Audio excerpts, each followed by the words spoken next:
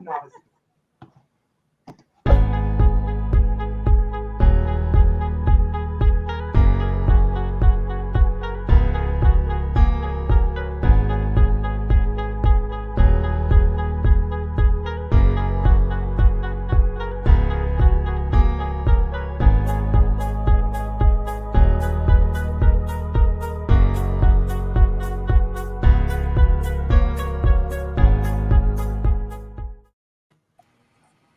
All right. Hi, everybody. How are you? Hey. Good. All right. Woo! All right. Hey, what's going on? So good to see you all. So I'll just quickly have you introduce yourselves, but I want to give you time in a few minutes to actually say more about what you do and share some of your work and where people can find you. But just real quick, so people know who's on, besides just reading your names on there, share who you are. I'll go first. Hi, my name is Halima, otherwise known as H.I. Yates, the author of Dissolving the Anchor. So this is my book launch party. Thank you for joining us. And my friends here who right now who is joining us are the artists who helped to create the illustrations for the book. And they are just amazing artists. They do a lot of great work. I'm happy to have you meet them. But first, we'll go this way. So Joe, my husband, go ahead and introduce yourself. His mic is off. Oh, okay. So let me do this. He's sitting right next to me, so we're trying to make sure that you can hear. Let me mic. There we go. How's that? No, wait, hold on. That's tricky. Yeah, the feedback is still there. There it goes. It's good. Good there? Yeah. Dion got All the right, that sounds headphones on. better. Cool. Yeah, I'm Joe. I'm Halma's husband and #1 supporter. I'm a travel writer. I do a lot of photography work, but this is all about Halima today. I'm so unbelievably proud of the work that she's put in over the last few years, and especially within the last year of putting this book together. I just can't speak about how much I believe in the book and I believe in her. And I'm just glad to be on here with everyone and with Halima sharing her book launch today. So this is really cool.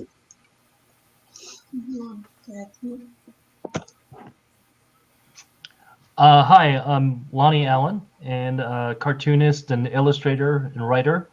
I met Halima, and I think it was initially approached, and I did a kind of a comic illustrated a comic that she wrote for there, and did some kind of first phasing design of the book. And Sam? I'm Sam Raffa. I'm mostly a commercial artist, but I get time to do some fine art, sometimes some paintings. And I met Halima like 20 years ago. I was working for the state of Colorado at the graphics department, and went to take a break. I used to smoke cigarettes. And there she was in the lobby at the state of Colorado. I think she was filling out some tax forms, and I'd been commissioned to do like 5 oil paintings. And I looked at Halima and I said, "Well, there's one oil painting for sure." Oh, thanks. But I introduced myself, and we ended up eating at what used to be a great restaurant called Angelo's. I photographed her afterward, and she was definitely the best subject in all of that project. Oh, thank you. Yeah, man, that was a while ago, huh? That was a long time ago, but you haven't changed at all. I have. No, we're all good. Okay, and then Dion? My name is Dion Harris. I'm a illustrator / concept artist, and I can't remember where exactly we met. I'm sure it was through one of the social circles we have in common. Yeah.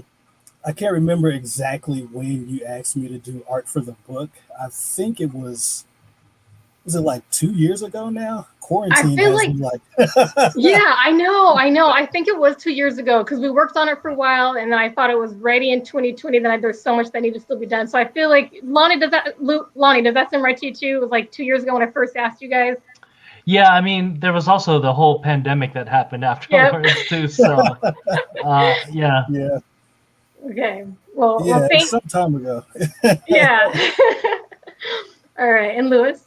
I I think I seen you at like the Black Arts Festival or somewhere at some event where there was art, and I added you on Facebook from there, and just how you have so many friends on Facebook, Yeah. and I don't know if you reached out to me because I post so much art or somebody else recommended me, but I was like short deadline. I liked it. I just liked the whole short deadline thing, so I'll do it.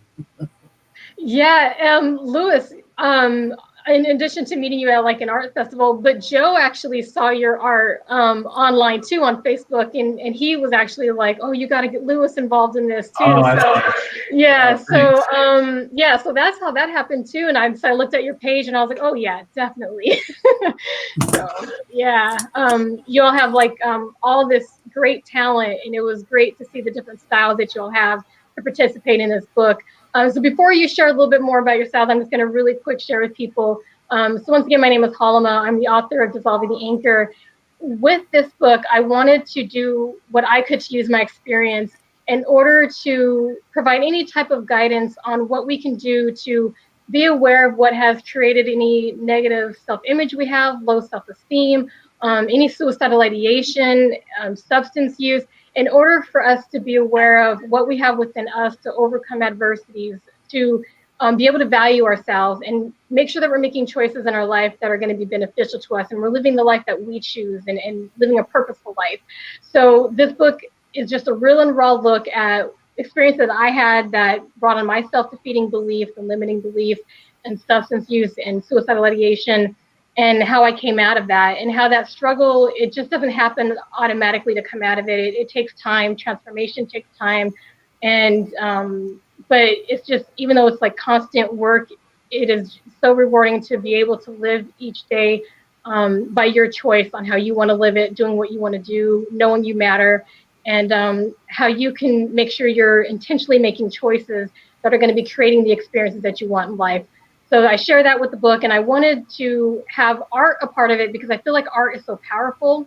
Definitely words are powerful. I also use poetry in addition to storytelling, but I wanted to have artists be a part of this because art can share a story without words, and it can evoke emotion. And the artists that you see here, they did a fantastic job. And there's multiple other artists. I had artists from just worldwide participating, but all the artists you see right here on the screen are local artists, all living in Colorado.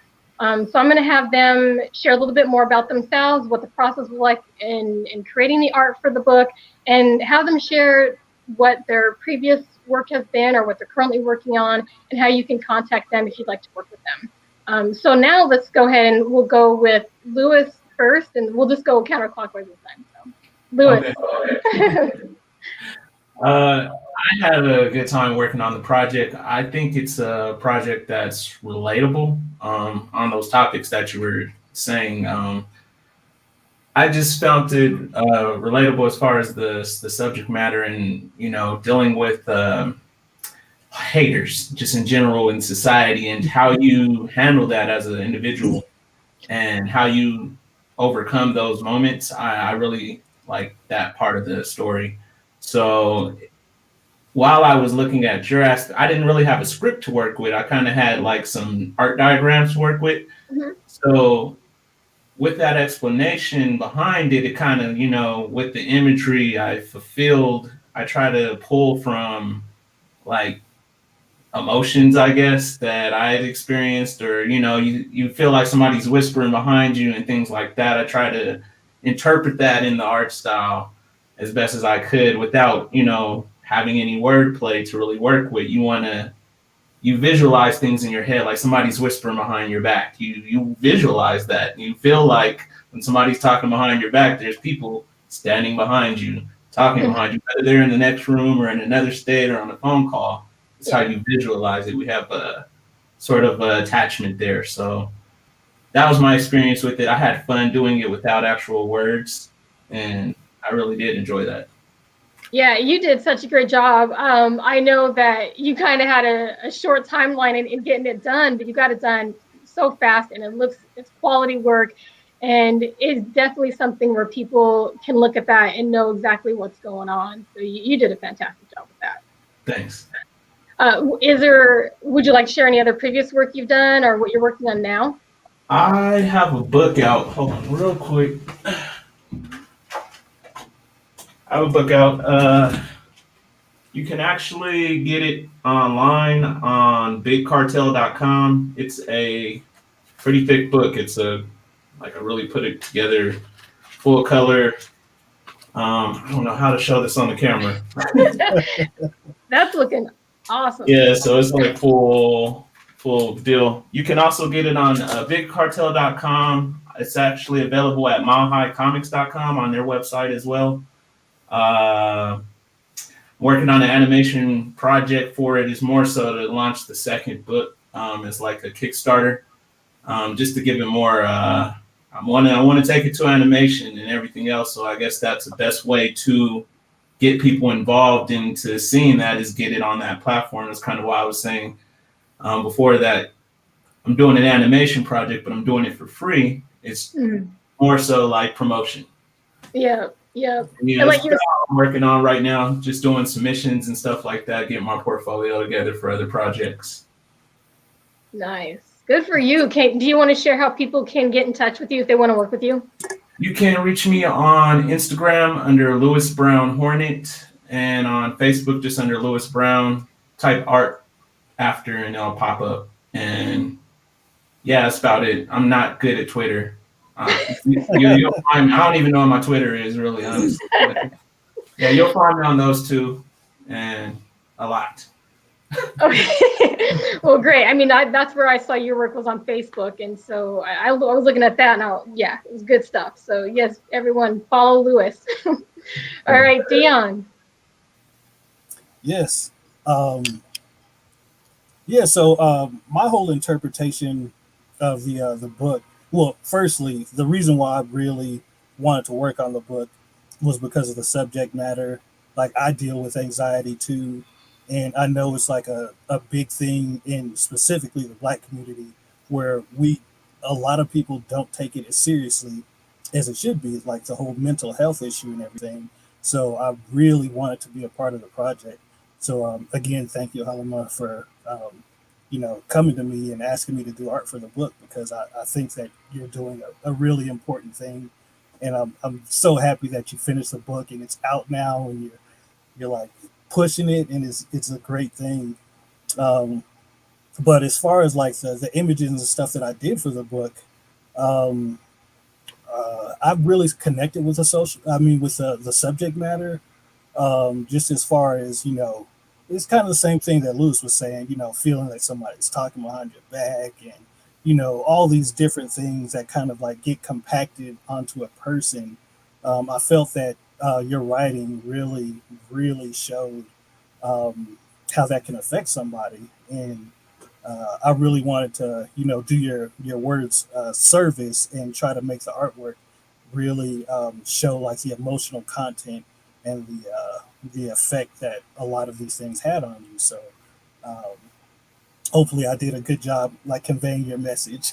Yeah, you did a fantastic job. Yeah, I mean, seriously, all of you did so much of an amazing job, where I'm happy that I met all of you, and the work looks really deep. So yes, you did a great job. You did you did 2 images, right? And then you did a comic, right?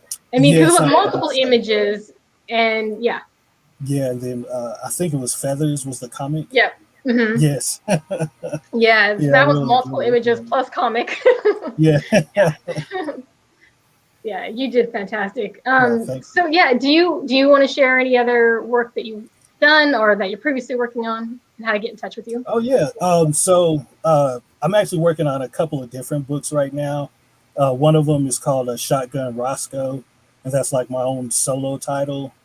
Another one, which I will probably be contacting both Lonnie and Lewis about, is called When We're Hungry, We Kill.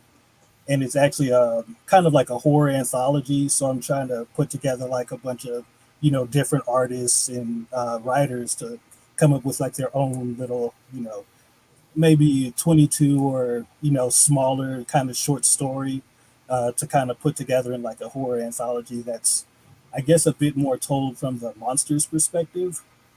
Oh, I Which, love that idea. Yeah. yeah, and that's it. Pretty much it for me.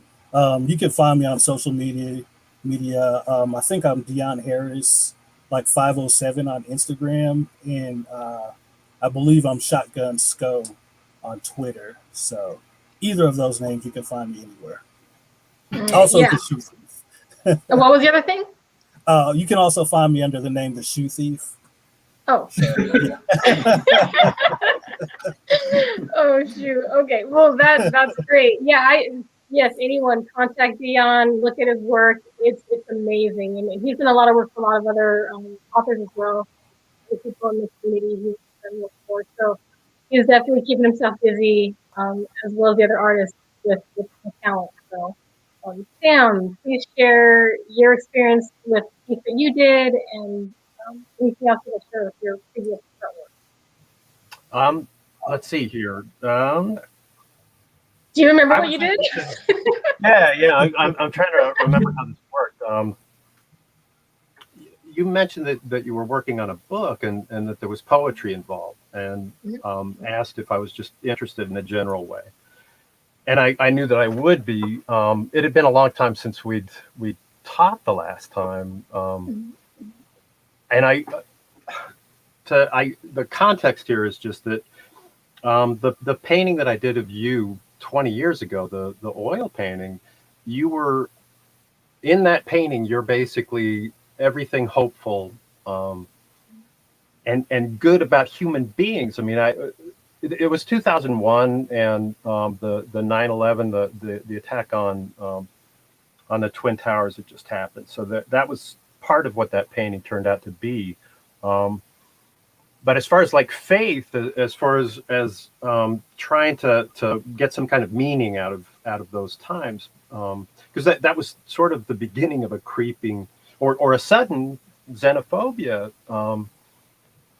and people just kind of, a lot of us were wondering what on earth was going to happen next after 9/11 had happened. So that old painting was mostly about trying to find hope in other human beings, and you were just the embodiment of that. So then shift 20 years later, and we happened to get back in touch, and it was like on your birthday, just coincidentally, Yep. and you'd never seen the finished painting, so it was really a pleasure to get to show you. I'd been given a short amount of time to paint that thing. It took years to finish it, so we'd lost touch in the meantime, and I got to show you the finished product on your birthday, and that was great. So I'm like definitely interested in working with you in any capacity after we talked 20 years ago, and I was just astonished by, I wasn't expecting the tone, and I was horrified to think that you'd lived through something like what that poem was about. It just wasn't. It wasn't what anybody would imagine after having talked with you. You're one of those people that after somebody's talked with Hollyma, they feel better about things in general. So I was horrified to realize that you had to have lived through this thing, because there are people. I've read novels about terrible things that clearly weren't lived in. You can imagine some terrible things and write about them. This was something else. Where the quality of writing was such that it was evident you'd lived through this, and so then it became. I definitely wanted to paint it because there was an image that came to mind right away, and that doesn't always happen. But it was also, it was about being really careful with having been trusted with the material, because it's like you read the first 4 pages of Maya Angelou's. I Know Why the Cage Bird Sings, and you kind of know more about her than you do about some of your closest friends. It's revelatory, but you also feel like really protective, and you feel you feel as if, oh, maybe that's a little too open. Maybe you shouldn't be sharing as freely as this, leaving yourself as vulnerable as this. as the writing would lead you. So a lot of what went into working on it was trying to keep it sacred. The subject matter is sacred, um, and so is the trust that I think the writers extended to we, those of us that were asked to paint it. And it was a relief to get it done. It was a relief to have it finished, and I like the way it turned out. But it's also it's a real nightmarish image. So it is. It is a very, it's a deep image, and I hope you love how it turned out because it is amazing. I do, and I love being involved in this, part of this. It was an honor to be a part of it. Well, thank you. I am thankful that you were a part of it, and what you had to offer is amazing. Just people will know when they see the work what you're talking about, and it's Right. same with all the other artists. When people see what you guys are talking about right now, when they open the book and they actually get to see what all of you have created, they're going to know what you're talking about and really be able to understand the emotion behind all of that. So yeah, thank you again for what you've done.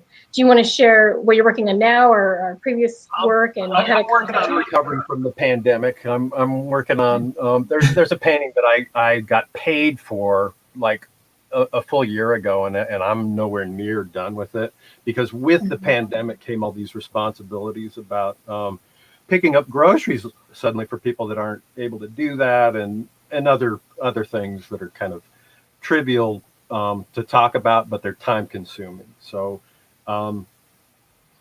it's going to be a while till I have any idea what I'm working on next, other than this painting that I already owe somebody.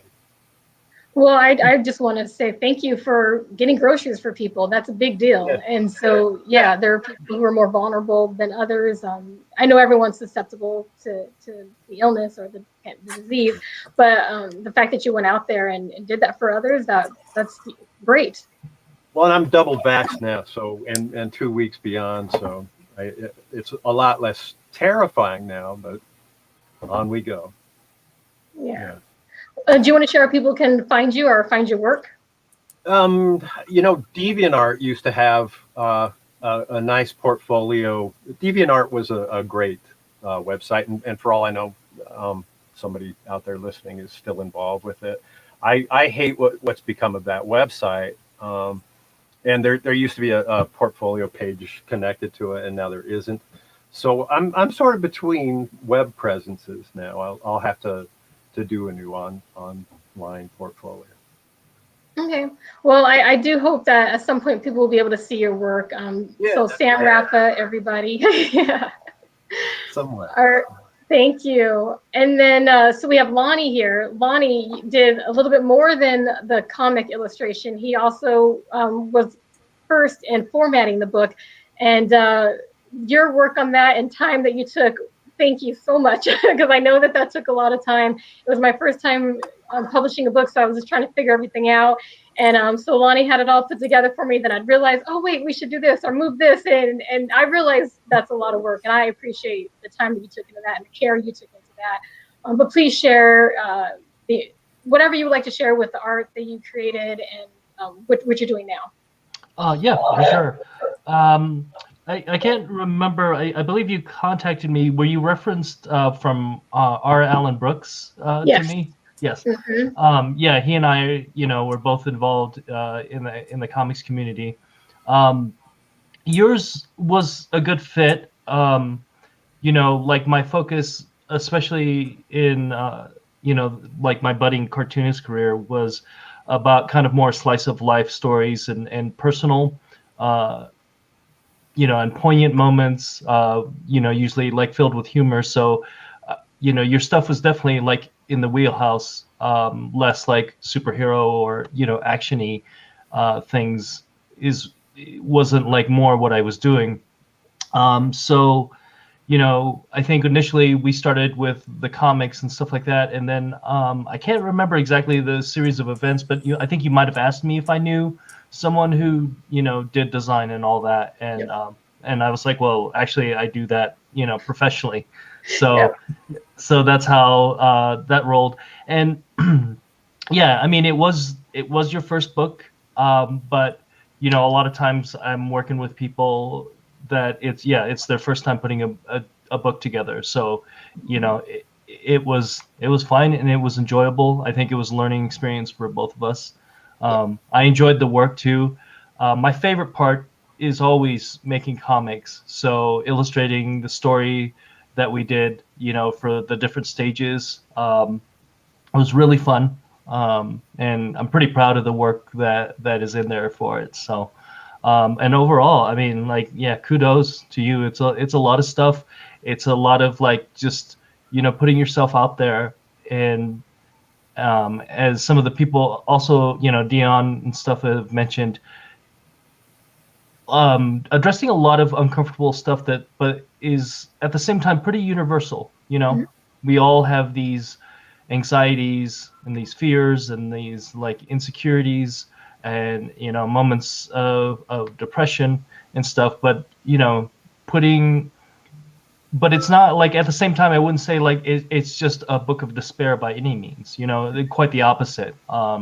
You know, and that's putting out something positive in the world. And I think as an artist, like that's the best thing that you can ask for is like, you know, what am I contributing to my time on this world? And you know, I think it's been a good endeavor for you, and I'm happy to be a part of it.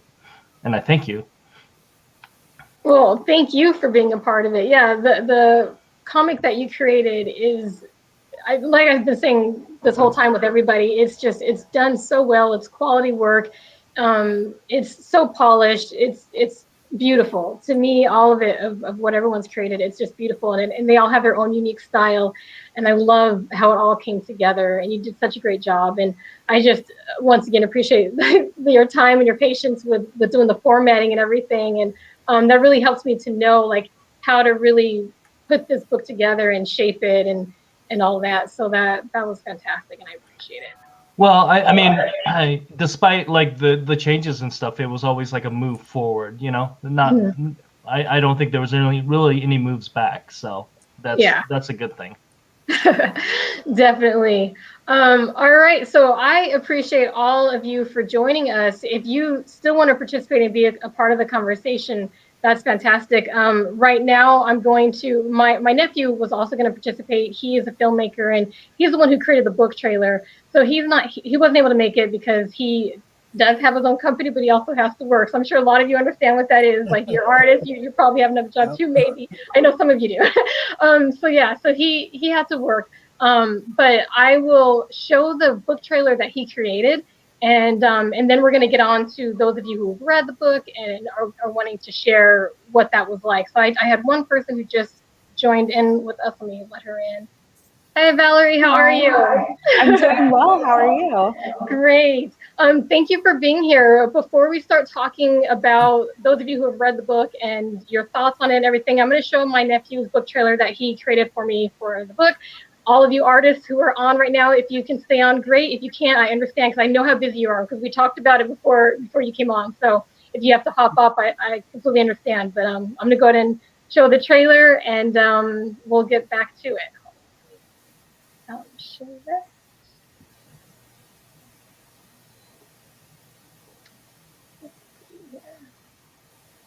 Yeah, I had it ready. And then, of course, when you start, it goes away. All right. I know where it is, though, so just take a second.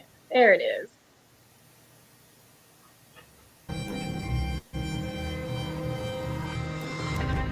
Our void of vitality isn't filled when they tell us how they're too strong to be like us. I don't matter. I equated pretty with worthy of love. Have you ever felt like you're one person trying to be too many people just to find one person to love you? Not enough. We have to be the ones to save ourselves. It's more painful to stay the same than it is to change, where I no longer seek the validation of my worth through the lens of others. Dissolving the Anchor is an artistic memoir that expresses what so many of us can relate to experiencing, whether it's judgments, loneliness, not fitting in, feeling unlovable, lost, not enough, empty, or hopeless. From the age of 5, I started battling these thoughts of doubting my worth. And I just, at the age of 16, I couldn't rationalize there being a reason for me to keep existing. And when I survived my suicide attempt, I made the choice to always face the sources that birthed my fears, my self-doubt, my anger, my negative assessments of my intersecting identities, lack of confidence, the belief that I don't matter or I'm not good enough, in order to have those teachings and experiences lose their power over me. When we're aware of what has taught us to have these self-defeating and self-depreciating views, we're then able to know what areas we need to emotionally heal and grow from, so we can minimize or stop making limiting and self-sabotaging decisions based on not loving ourselves. We all have our different methods for keeping ourselves in control when we feel our foundation cracking. I take a deep breath and count. This realigns my heartbeat and restores my mind with peace. 1, 2, 3, 4. Or depending on how deep I'm falling. 1, remember you were born so you matter. 2, use everything that comes into your life to build you up. 3, forgive yourself and others. 4, choose to love yourself. You have everything to live for. I am aware that we can't just stop being or feeling depressed or suicidal. This book is for those of us who are in a headspace where we're feeling how we do because of circumstances we may have and we're ready to resolve them. I share my stories to exhibit how past experiences puppeteer our present life so we can liberate ourselves from past pain and overcome battles currently holding us back in order to be free to live a life that we choose that brings more happiness. Since I have been down in that empty space, and if you're currently there, I would love to offer you my self-glued together arms with cracks still visible but no longer breakable, durable arms to hold you up when you feel like you're falling. And how my vocal cords, no longer bound in insecurity, speak resilient words, letting you know what it feels like to wake up without an anchor to your ankles, so every time you make it out of bed, that will not be your biggest accomplishment. But it's up to you to find your way. Any guidance we seek is within us. Our compass is etched in our soul to form a path leading us out of the maze of deception where we lost ourselves, so that we can find ourselves again, because we are all reaching for peace like fallen angels trying to find our way back home. My memoir offers stories and guidance meant to inspire you to realize what power you have within you as well. Because when we're liberated and knowing our worth, along with our potential to get through hard times, we're empowered to take control of our life and cultivate a life that we prefer to live. So this book is for you if you want to realize that you're not alone in having these challenges when it comes to social, emotional, and mental wellness. If you want to know how to alleviate your emotional distress, want confidence in who you are, know that you fit in and that you belong. Know that you're enough. Want to be aware of why you're making the choices that you do. Want to realize your ability to be the one causing the effect that you want. Be empowered to change what you cannot accept. And be happier or feel more free in being true to who you are. Stop counting barriers to your flight and start counting on yourself to not crumble in defeat. Start counting the times you stood back up or kept standing, faced your nightmares, spoke your truth, lived your truth, and turned I wish into I will, I did, I am, and turned please love me to I love me. Because that is where your strength is, that is where your courage is, and that is where your power lives. That is who you are. 1, remember you were born so you matter. 2, use everything that comes into your life to build you up. 3, forgive others and yourself. 4, choose to love yourself. You have everything to live for.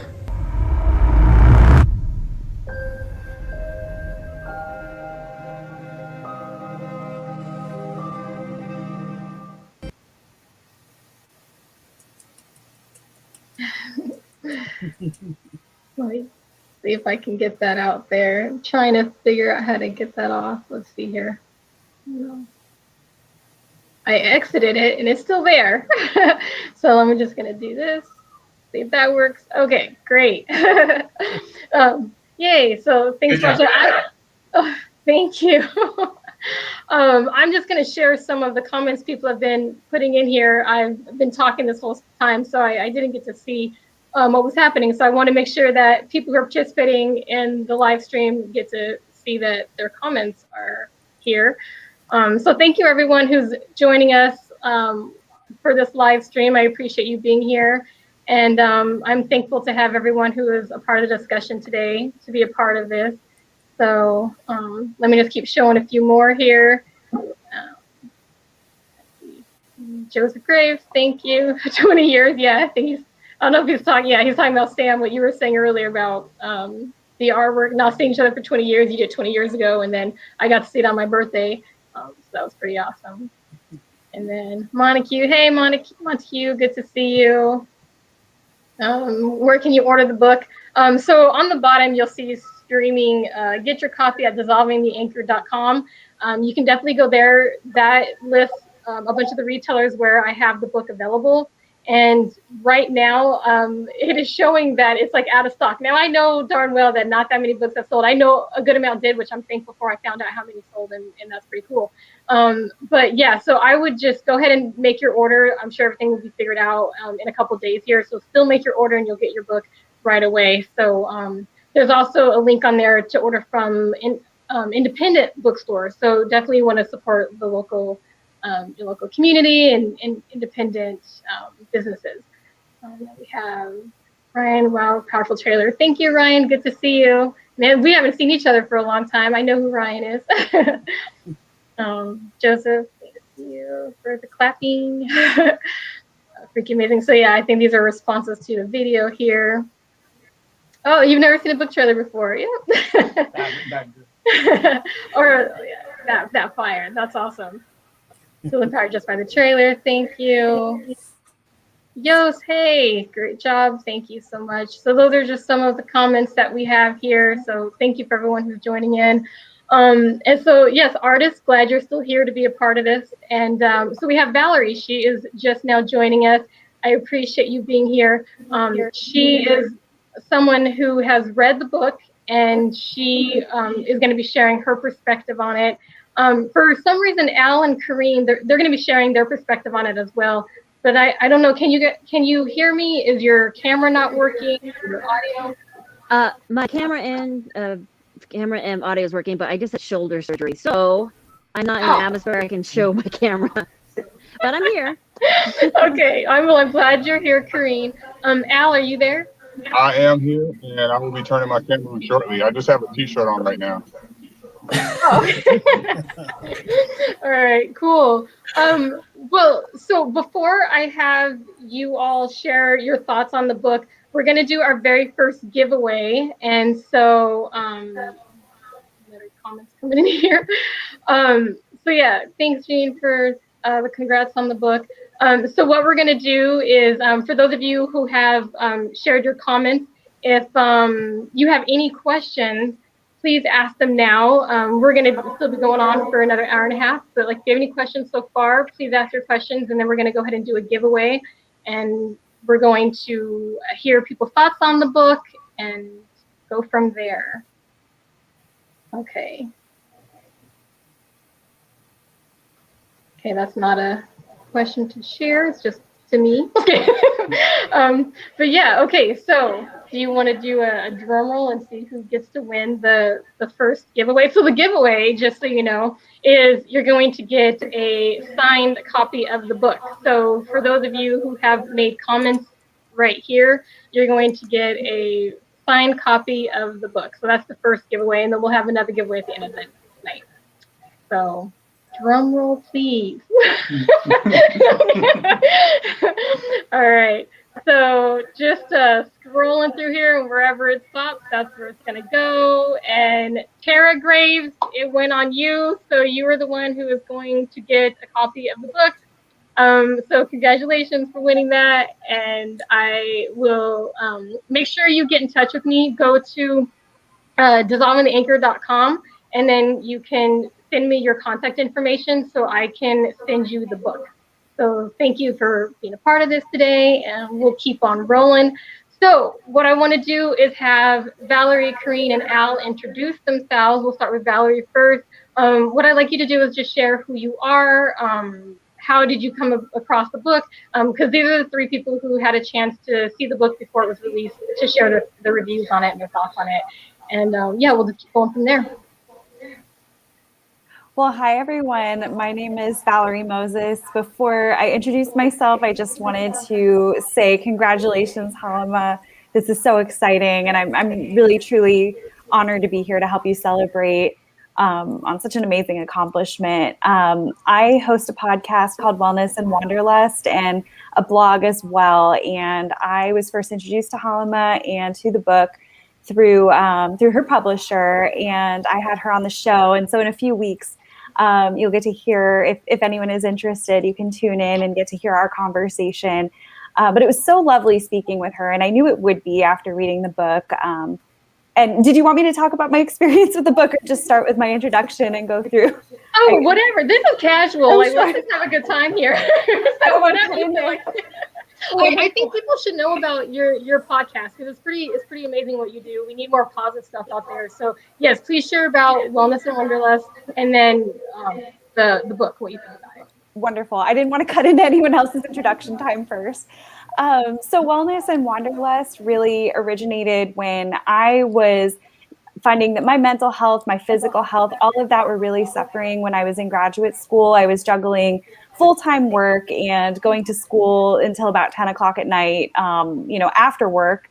And when I looked for, some of those resources out there for, how could I really start to feel better and start to amplify my health and everything, a lot of what was out there, it was really great content, but these people, they weren't necessarily juggling the same challenges in life of having to work a full-time job and maybe wanting to go to school, having other responsibilities. These people would say, take 6 months off and travel to Bali and do all of the things by 10 a.m. And they didn't really take into account maybe my lifestyle. And so I wanted to find advice that would be more beneficial for someone who maybe can't afford to take 6 months off of work and go on that kind of journey, and to really be accessible, and how can we make small shifts in our lives to create huge changes. And so I ended up creating that resource for myself. I think the resource that I needed, and wanted to share that with others, because I felt that probably the majority of people that were going through a program like I was needed that kind of assistance. And so I expanded the blog to a podcast September of 2020. And it's been such an incredible journey, because from the blogging side, it's very individual, and I've gotten to share my story and my advice, but I always really enjoyed the collaborative side when I did bring collaborations onto my blog. And on the podcast side, as I was starting to plan out content, I realized there are so many, selfishly, there are so many creative, incredible people out there that I really would love to learn from and get the opportunity to speak with. And so it's been personally very rewarding for me, and I've learned so much and gotten to connect with so many amazing people and gotten to read incredible books, of course. And I truly hope that, through that podcast, I'm able to really help other people to make those shifts in their lives, especially when things feel a little bit hopeless. Like, I think this past year with the pandemic can feel, I've certainly experienced my share of anxiety throughout my life. While I have not had suicidal ideation, I had someone very close to me in my life come to me at about 14 years old when they, attempted suicide. And thankfully, her life was saved and everything, she's doing very well all these years later. But these resources, I think, are so incredible. And I think depression, mental health, all of that, whether it has touched your life personally or someone in your life, it is something that affects all of us. And it's something that, unfortunately, when I've had others in my life who have unfortunately not survived, these were conversations we were not having. And I think if we had been able to have the conversations, and if we had felt comfortable to go past that stigma, maybe a life would have been saved. And so I really, truly believe that a book like this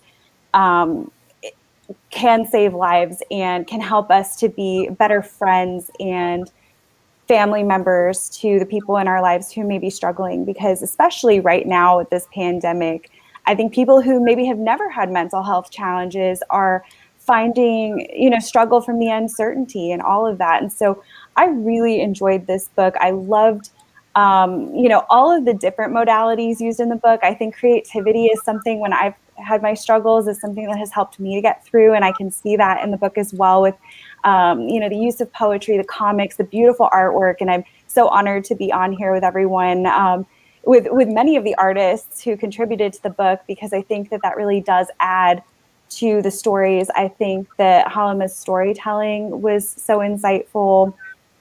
And it really made me reflect on some of the experiences in my life that have led to some of the challenges that I've had later down the road, and how can I start to move past them. And so I think the relationships, I think everybody has had those toxic friendships, romantic relationships, where it may feel better to have people around than to be alone. But ultimately, being alone sometimes is the better option. And I think had I realized that earlier in my life, of course, and things obviously happen for a reason, but realizing that, recognizing that, seeing that in someone else's story, and to know that I'm not alone, and that I think that is truly something that is going to help someone. And I also just loved all of the resources in the book, the short-term and long-term resources for helping your overall mental health, I think is so important, because we do think of those, how can I get out of the situation in this moment? But also, what are those long-term investments in our health that we can make to really, move forward and to set ourselves up for, to thrive in the future. And I'll close out because I know I've been talking a little bit, but just to say I really enjoyed what she had to say about, I actually wrote it down. I knew I couldn't simply exist. I needed to be happy to be breathing. And I think so many of us kind of sleepwalk through life at times where it's like, I just need to get the things done on my to-do list and, move forward, make it to the weekend. And, really this book has caused me to really think about, what are those things that are making me happy? How can I do more of those things? And really bring true joy rather than just kind of getting through the week. And so I just wanted to say, thank you for writing this book. I think it's going to be a truly valuable resource for the people who read it, whether they're personally going through something or they have someone in their life that they can help. And thank you again for having me here. Well, thank you for being here. It was great to be on your podcast the other day and have the conversation that we had. It was a good time. And just what you do with wanting to provide any additional guidance anyone may need in order to reach their serenity, to reach their peace, to reach their happiness, I think is great, and it's helpful. Anything that any of us can do to bring apart any peace in others' lives, I think it's fantastic. And so I was happy to be on your show. I'm happy you're here today to share your thoughts on the book, and I appreciate everything that you said about it. I'm glad that you had those thoughts about it, those feelings about it, and I definitely want to have you still stay on while the other people share how they feel too, and just have a conversation about all of this. But I appreciate what you shared so far, and thank you. Absolutely, thank you. Someone had a comment here. Let's see. When I buy my copy, I need to mail it to you. Okay, so my cousin, hello, how are you? So yeah, I will definitely, we can do it where I can send you a copy and I'll personalize it for you and everything. So we can definitely do that. All right, so next we have Kareen. If you would like to share who you are and then your thoughts on the book and what you feel, how it made you feel, how it impacted you, what you think it may do for others, whatever you'd like to share. Oh, great, Dad. Thank you, Home. My name's Kareen Gallegos. Can you guys hear me okay? Uh-huh. Okay, good. Okay. I'm sorry I can't share a video, but the idea of it doesn't take away what I liked about the book. I live in Denver. I've known Halima since I met you, what, 7th grade? Off and on. Yeah. But just seeing her journey being put into words and having that personal take, besides myself, just knowing from a childhood background, I was a journalist for over 10 years. So I worked with the Denver Post, was on the news team that won the Pulitzer. I work in media and so forth. But I've covered events where people have, unfortunately, I've worked a crime beat. So as a news producer, I saw terrible tragedies, and always when we interview someone who was a loved one or knew them, the last line is, well, I always had an inkling, or I just talked to them. And it was shocking because you first think, well, why? What was the last conversation? How did it go? Or why didn't you call somebody? You have those type of questions. So the dissolving the anchor was really kind of written one from first person. So that was very brave and very vulnerable. And anybody who reading it, knowing that they're not alone, and it's not somebody who has studied it, it's somebody who actually went through it. And I think that's so important. I think this, besides being a personal read, it could be a tool. The idea of, I think covering the news for so long, eventually one of us, eventually every one of us will meet someone who needs help. And I'm hoping not on any of us will have to answer the question like, I knew, I just didn't know what to do, or it's myself, I didn't know who to talk to. So I think the writing is very important. Thank you. And yeah, I definitely did want to make sure I shared in there options on what people can do in order to make sure, well, one, I want to make sure everyone knows that they're not alone. Hopefully, I'm thankful that both Valerie and Corinne, you said that it helps people to know that they're not alone. But know what resources are available to them. And on my website, I do have a list of whether you need suicide prevention, crisis prevention, should find a therapist. There's just emotional support. There's so many different resources that we may need at certain times in our life. So I have that on my website as well. Go to dissolvingtheanchor.com. So if anyone is looking for those resources, they are available.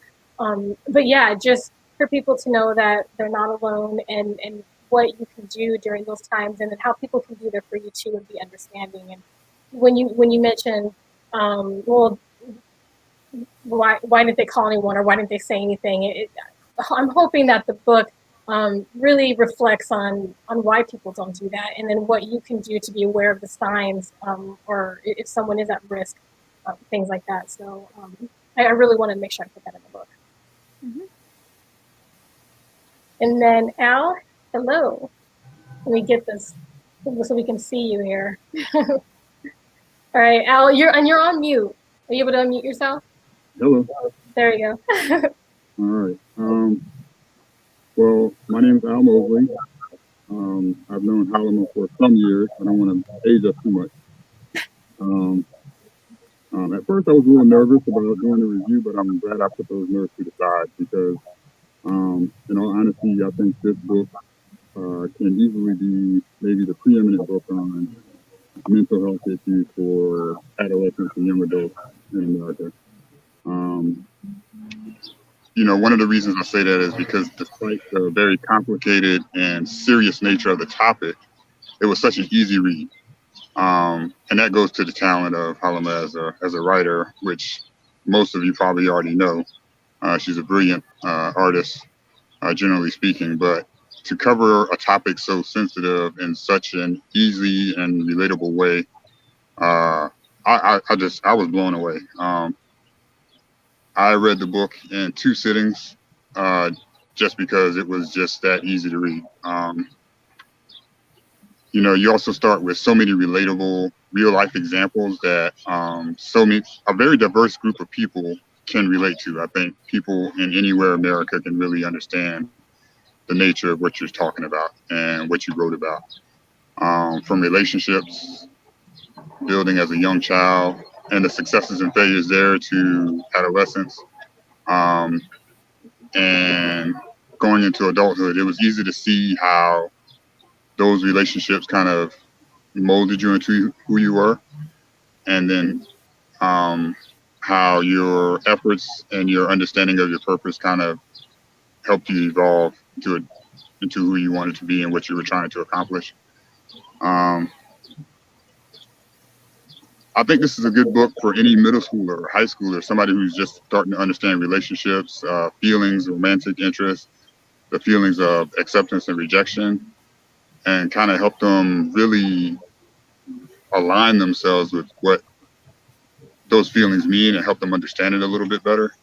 And let them know that they're not alone, that this is not their own experience. Even though it is their own experience, it's an experience that other people can relate to. And I thought that was very impressive. I mean, I could go on, but I was really blown away. I think everyone covered some of the topics I wrote down that I was going to cover, so I won't reiterate those. But the real life examples I think really stood out to me, and the translation of how those things as a kid to inside the family, outside of the family, to school, and the decisions that you made along the way, either related to those or how you understood them to be, how you understood yourself later, and it was easier for you, or it helped you to make your evolution into the next stage. I mean, I could go on and on. I don't want to give away the book, but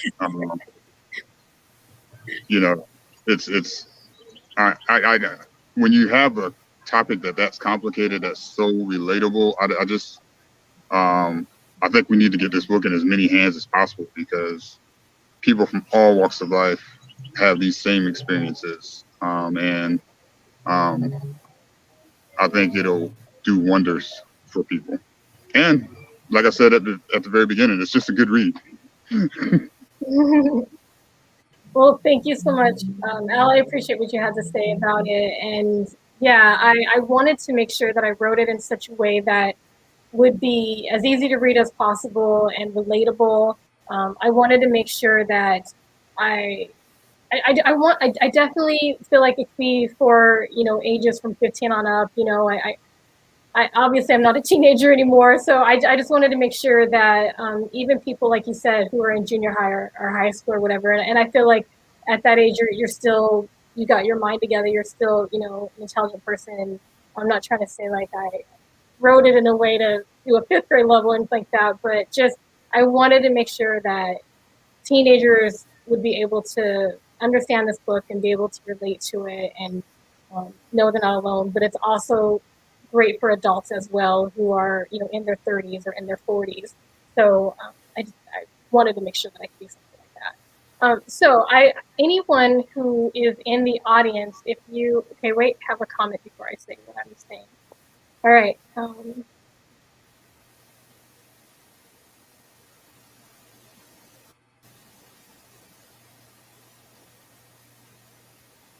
Yeah, thank you for sharing that, Montague. Yeah, that's the thing. Like, at certain age levels, you may go through things. I mean, even in elementary school, people are going through things. I mean, it can start at any age. But definitely, I want people to realize that they are good enough and know that they're good enough. And gosh, social media, that definitely has an impact on our lives and how we feel about ourselves. And yeah, there's so much about social media and how it can be good, but then how it can also be affecting our self-esteem and our image or self-image. So yeah, definitely your daughter will be able to read this book for sure. I really believe, should I read this? Like, just let people read it? Like, I really believe it provides a lot of relatable material that will help her cope with everything. Yeah. Would you like to share your thoughts, Joe? And I can mute myself here. Hold on a second. So Joe and I are in the same room right here, so I need to mute myself so he can talk. But just real quick, yeah, to share, like, we're on a road trip right now, and we're safe and we're vaccinated as well. But yeah, we're on a road trip. He's a travel writer, and I didn't want to miss out on this trip, so I was like, I'm just gonna do everything on the road. So yeah, we're in a hotel right now, broadcasting. We're in California. All right, so I'm gonna mute myself so you can. Hey everyone. How's that? There we go. Yeah, first I haven't smoked much because I'm really interested in hearing what everybody has to say. But congrats to all you artists for the work you did. It's really, really amazing how you guys were able to capture Halama's words and thoughts and put it into imagery. But even on to kind of speak on what Montague said, some of the work that I do with individuals and young individuals with suicide ideation is that, and again, what Al said, what Valerie said, what Kareen said, and everybody's kind of relating to is this is material and examples of what we've all gone through. It's relatable. Even myself, knowing and being with Halama now for 15 years and happy to be her husband, of course, you read things that she writes about and she talks about in this book. And even for me, I relate to some of the issues on insecurities and anxiety issues, whether I'm good enough, in high school or in middle school. And even now as a soon to be 41-year-old man with a birthday coming up, you always have these thoughts and kind of demons that will come up in your life every day. But this material is very helpful with coping with some of those things that help on a day-to-day basis. So yeah, Montague, I mean, even your daughter who's going into 9th grade, I remember going into those days, a pimply faced, ginger, just wondering if girls are going to think I'm cute, whether I'll, what kind of friends I'll make. If I'm going to be good enough in sports, will I be made fun of? Just anything that went through my mind as a ninth grader.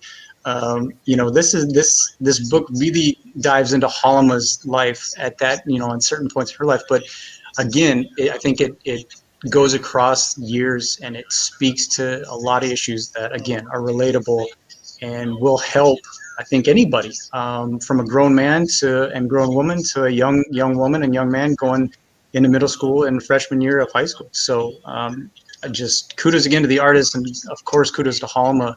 I think this will be a game changer, and something that will really help people talk and get this discourse going about any issue or any insecurity you may have, and being comfortable with opening up and being okay to talk about it to somebody. Because I know her and I have conversations, daily if it needs to be happening. Our evolving as a human is everlasting. It's going to go on till the day we end up leaving this earth. And so to have these helpful tools is necessary, and I'm very thankful for what I've learned from Halama in these last 15 years, but what I'll continue to learn as a couple, but also as somebody that's continually growing. So again, cheers to everybody in Halama. And I really hope and I think this will be a real helpful tool for everyone. So.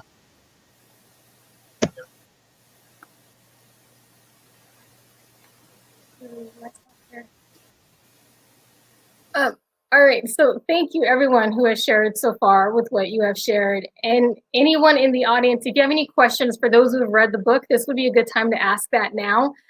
So you can get, another take on, is this book something that would work for yourself or your child or your niece or nephew or anyone that a friend. So if you have any questions about this book, now would be a good time to ask people who have read the book instead of hearing it from the writer's perspective. But yeah, thank you, Maskana. Hope you're doing well.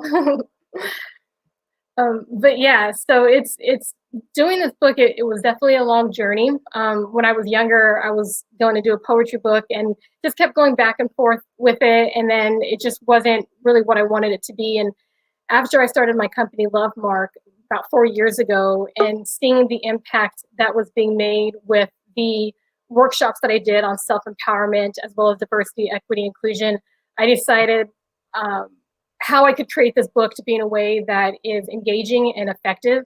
And so that's when I finally realized, okay, now I know what I want to say. Now I know how I want to do it. That's when I started getting the artists involved and getting their great talent to be a part of this. And just working with other people to figure out how to self-publish a book and what to do. And I am so thankful for what all of you have shared so far on how you feel it can be effective and impactful, because that's the whole point of it all. Even if I can help one person, I just want to make sure that someone gets something out of it.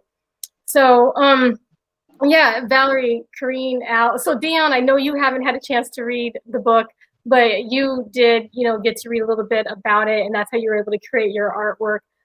So I want people to know, those who are just now chiming in. So Dion and Lewis and Lonnie, they're the artists who created some art for the book, and they just did some great work.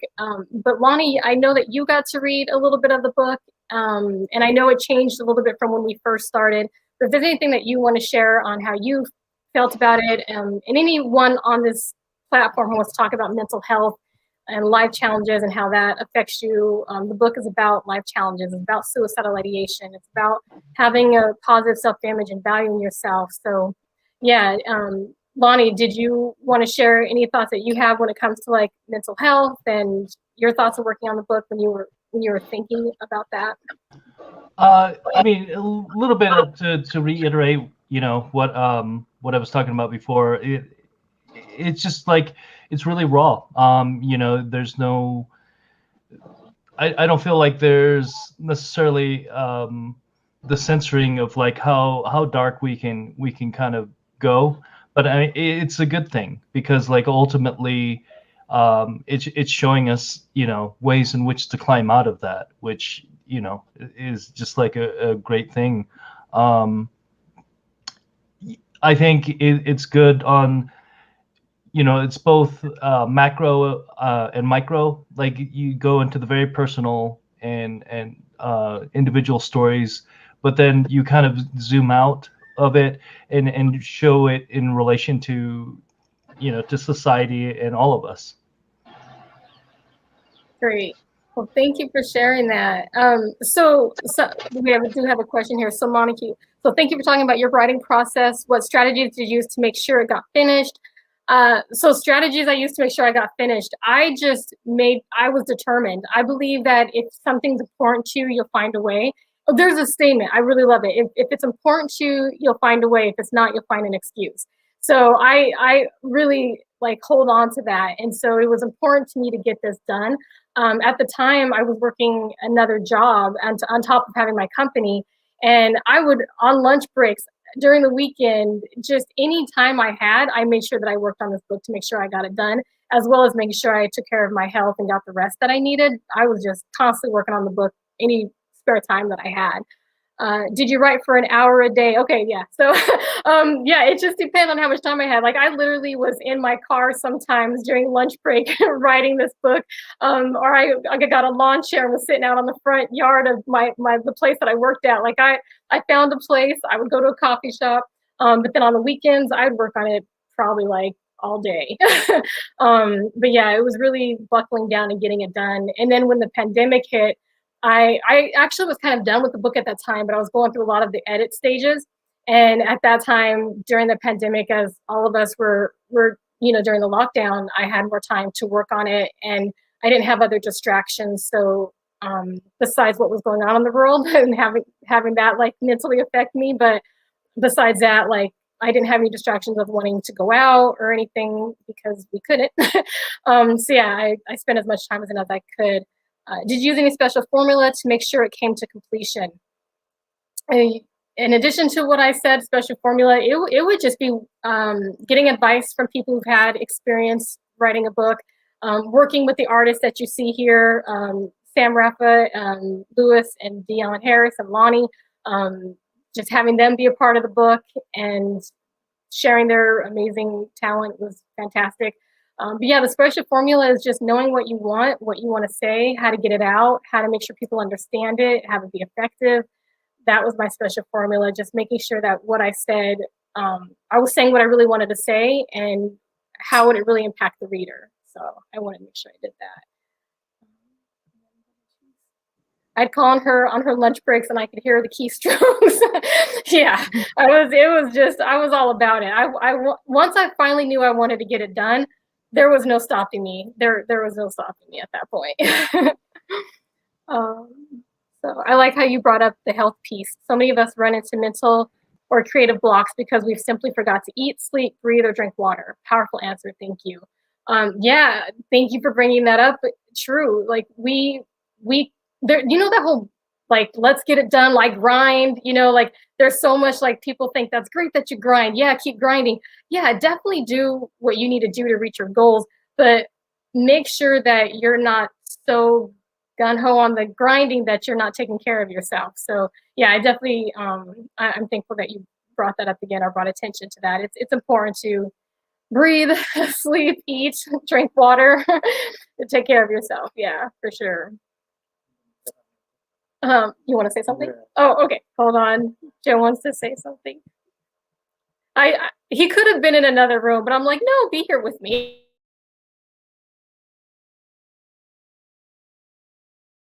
All right, I'm not gonna lie. There would be morning. I go to bed late at 11 o'clock after I finish up a story, and I wake up and she early in the morning at 5, 6, and this woman is still at her computer typing away on this book. There were times when I had to make sure that yeah, she was drinking water and eating. So I mean, I would almost have to force her to take breaks for dinner and water breaks, just because Holm is the type of person, if you get her started on something, she won't stop until it's absolutely finished or there's an answer to a question, a solution to a problem. So yeah, I mean, she definitely put in the work, but yeah, there were a lot of hours put into this, and yeah, she definitely needed to learn to take a few breaks to refresh the brain, and the body in this whole process. So yeah, it was an ordeal for sure. But again, yeah, it was interesting to wake up in the morning and still see her typing away. So.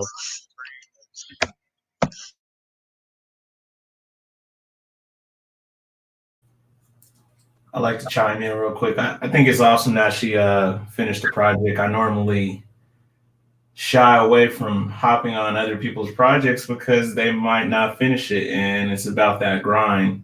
And I've experienced it putting out my own book.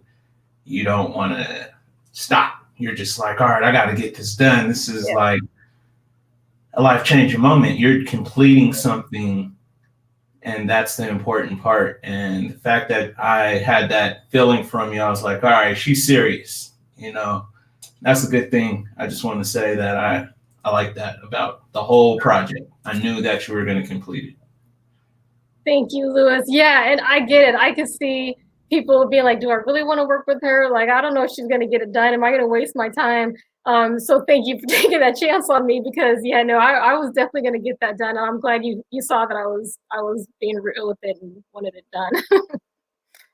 I'm just gonna come over this time. This is easier. So yeah, Lewis, man, she wouldn't actually contact you until she was absolutely ready and she knew she was in a spot, because she didn't want to waste the time. And I was just like, no, contact him. The artwork's great. He'll hop right on it. And she's like, no. I got to be ready before I even make contact with this guy, because I don't want him to think that this won't get finished. So yeah. Yeah. Yeah. But yeah, so Trine, Valerie, and we lost Al, I think. But yeah, definitely I wanted to get you a chance to share a little bit more if you had any other thoughts of the book for anyone who hasn't read it yet and wants to know, like, can this really be for me, and how effective is it really? And also Valerie, because you don't know me, like, so it's good to have you share what you think, because you're not coming from like a background where we know each other. So if you would like to go first. Sure. Sorry, Montague is a fan of you, Lewis. He said, I'm a Brown Hornet fan. Great work on that too, by the way. So that's awesome. Thank you, man. All right, Valerie. I have to reiterate what Montague said with, sharing this with the teenager. Everybody I talk to, they could have gone through all kinds of difficult life situations. Everybody tells me middle school was the hardest time of my life. It really is. And I think middle and high school in our teenage years, that can be so challenging, and everybody is coming into their own. And that was when I first started to struggle with my mental health. And that was when the person in my life did. And something that, one of the people I spoke with for my show recently works with teenage girls specifically. And we talked about how, with social media and with the internet, some of the bullying and situations that we went through as, millennial generation, like we were already kind of past, like, even if social media was somewhat available, you didn't have it in your phone. It was something you could walk away from the computer and go do an activity, or, kind of step away from that. And so I completely agree that this is a great resource for, not to say that it is middle and high school topics, because it's really like, it goes a lot deeper. But I do think that at those ages, certainly to start, reading about that and to start, having those conversations early on, I think is just so important. It's such a great age for it. And, as someone who didn't know Halima, reading the book, I really felt that I could relate to you, and I felt that I was reading the words of a friend. And I really appreciate that. I think that as a reader, I think you can relate to that. And when you can relate to it and you can pull experiences that you've had yourself, and I really do think that it helps. I really, truly appreciated the book. But yeah, I had to kind of reiterate that about, especially for teenage and, moving through college, and I think any life stage. And I think this is a book you could read multiple times and get something different out of it, depending on kind of what you're going through or what other people in your life are going through. And earlier I had tuned in on Facebook before coming on, and I remember Lonnie saying, depression and suicide, these are not happy topics, but it was not a book that dragged you down. It really was something, I really did feel empowered by reading it. And so I encourage you, if you are concerned about that as you're picking up a book that, you want to read something totally happy and all of that, I understand where you're coming from, but this book does have, that empowering feel to it. And I think the art really adds to it as well. But yeah, those are some of my thoughts. I'm so thankful you said that, because it is definitely intense, to be talking about depression and suicide and substance use and feeling alone and just a lot of different life challenges and social issues and things like that. So I wanted to make sure that when people read it, that it would actually uplift them and not like go the opposite direction. That's the last thing I wanted. So thank you for sharing that. Definitely. And then we have another comment here. So Tara, excited to read the book and congratulations on such an amazing accomplishment. I know it will be impactful for our children and ourselves. So thank you, Tara. Yeah, I hope it does great for those who read it. I hope it makes a great impact for them. All right. So Corrine, did you have any additional comments that you wanted to say? Or Al? Sorry, do you have a question? Oh, yes. Corrine, Yeah. did you have a question? Yeah, I didn't know if you were talking to me or you were in the same room. Turn your head, like, I know, just come over here. You gotta get, yeah, because it's like that is so trippy. No, I was gonna talk about something that I was interesting. You and I have known each other for a long time, but periodically we lost touch and then came back to actually start talking and having a conversation. And the events you had, just talking from my perspective of knowing you for so long, there was pieces of stories I never even knew. And I found it fascinating that, again, you opened up about your suicide, and then you shared also how you encountered somebody else. The Uncle Bud chapter was so far my favorite. And because you were on the other side of dealing with somebody that you sympathize with, but there was a disconnect and actually communicating. Mm-hmm. But I'm going to read an expert, if you guys don't mind, because I know a lot of you guys haven't read it, but I do think it's a core of conditional beliefs that we hold within ourselves. And then you, Halma, you kind of talked about that, and beliefs we have of other people, and then definitely what beliefs the people have about, ourselves. And I thought it was a really great way you started a chapter. It's the don't give anybody consent to dictate your worth. And I'm going to take one moment where you kind of had that conversation where you were talking about what people thought of each other. And you wrote the same paragraph with your friend, Alyssa, is that right? I can't want to say her name right.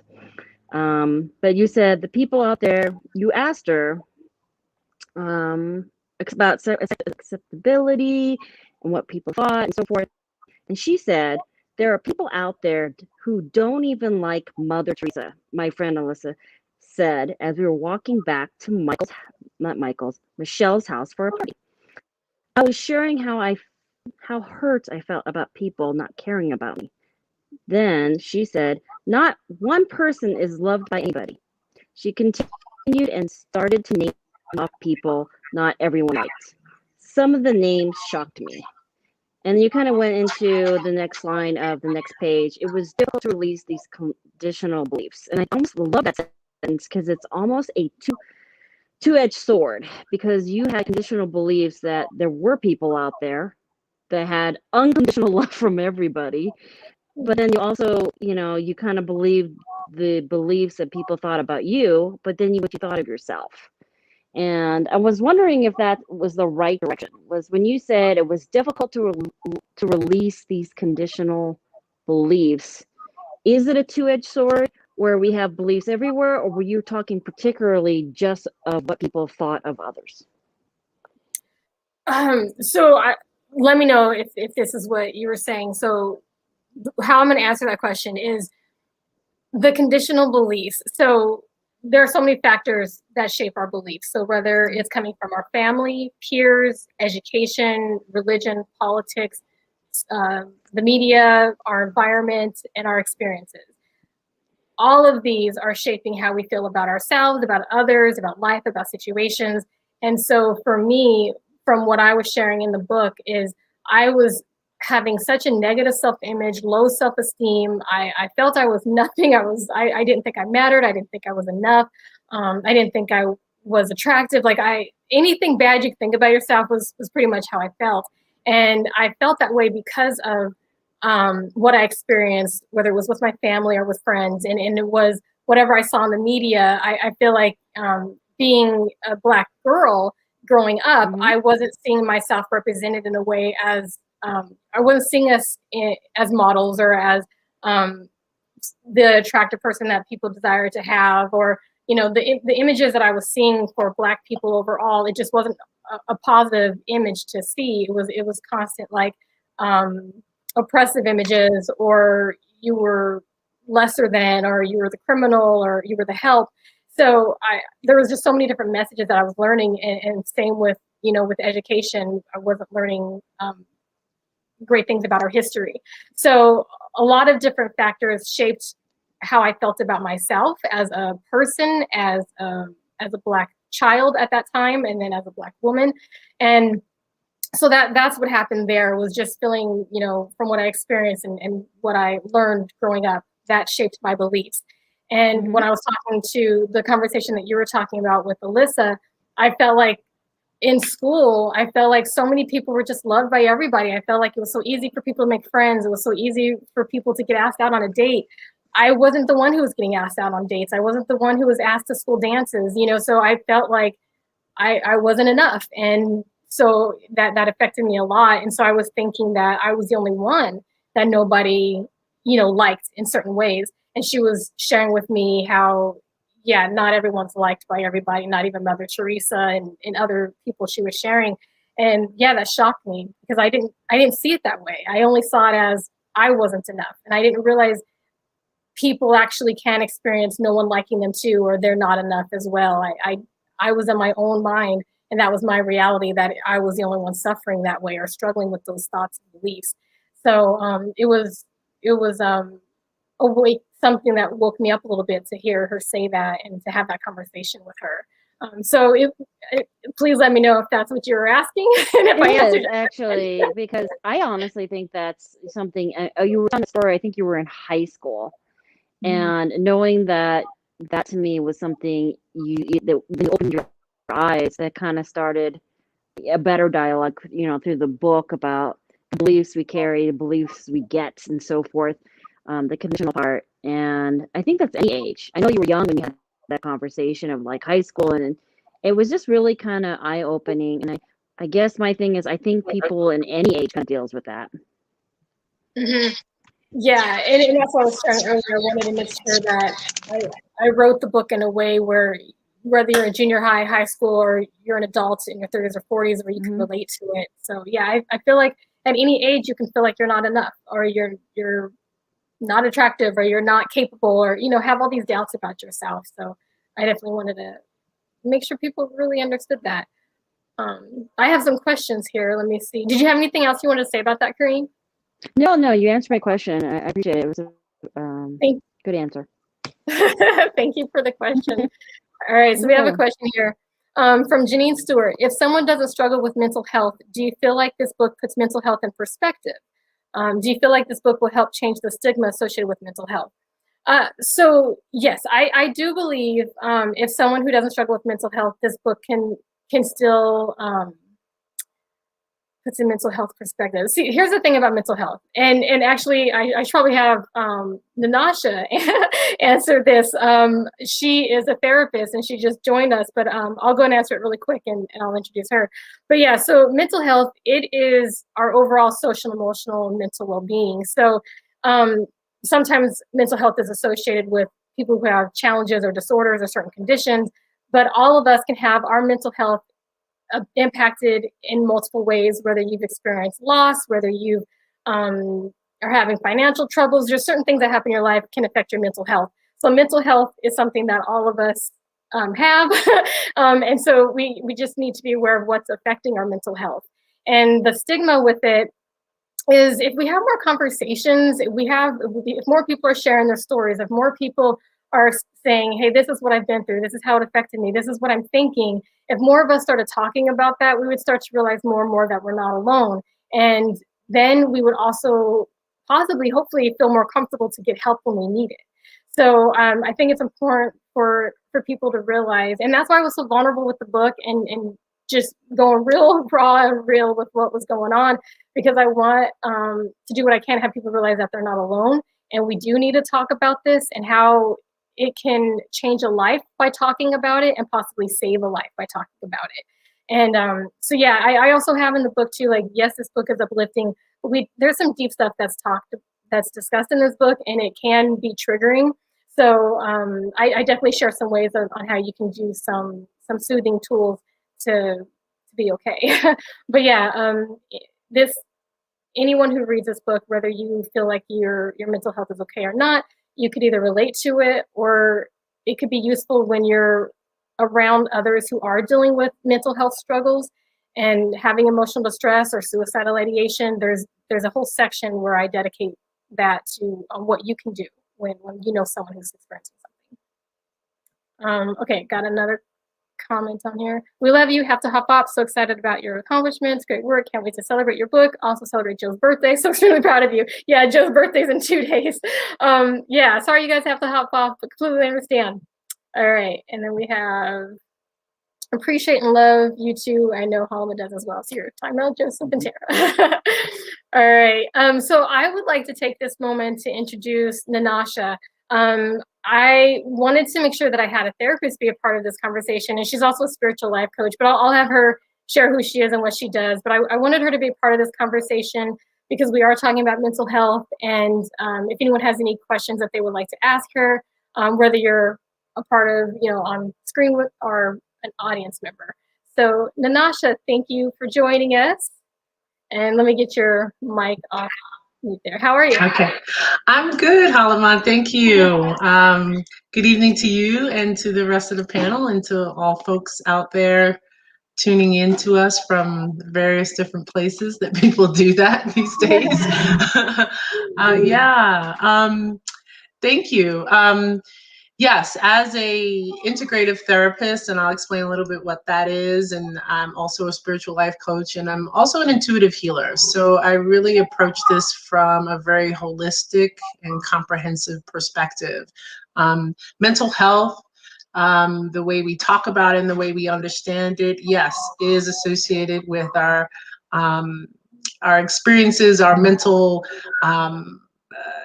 navigations of the world, but it also involves who we know ourselves, how we are embodied.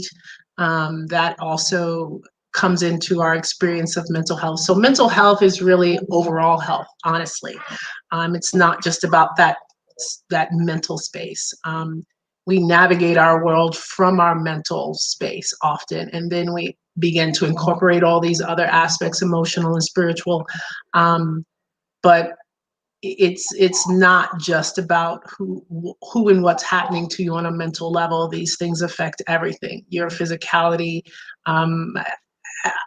obviously, as Halima wrote in her book, how you see and know yourself, and that can affect and impact your soul and your movement in life and how you relate to yourself. So it's about overall well-being.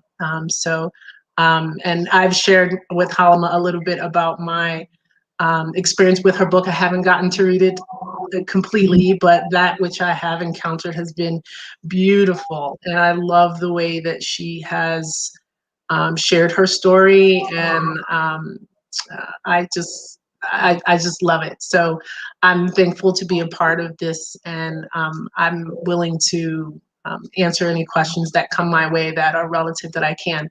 I did mention that I would explain a little bit about what an integrative therapist is. And basically, it is the incorporation of these various different approaches. I'm clinical, I'm spiritual.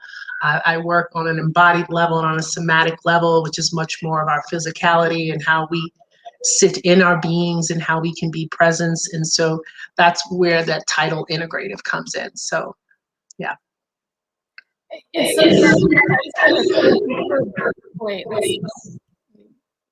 I just want to thank you for being a part of this conversation because, yes, this book is definitely a focus on mental health, and I felt like it'd be good to have you be a part of this conversation to answer any questions that people may have, especially anyone who also has read the book, but to get your take on it and to understand what mental health is, which I thank you for answering that, and to just realize how life challenges can affect you and how important it is to figure out what methods are good for you, best suited for you to get any help that you need to get through any life challenges, or if you're experiencing suicidal ideation and not loving yourself, things like that. So I'm happy you're part of this conversation.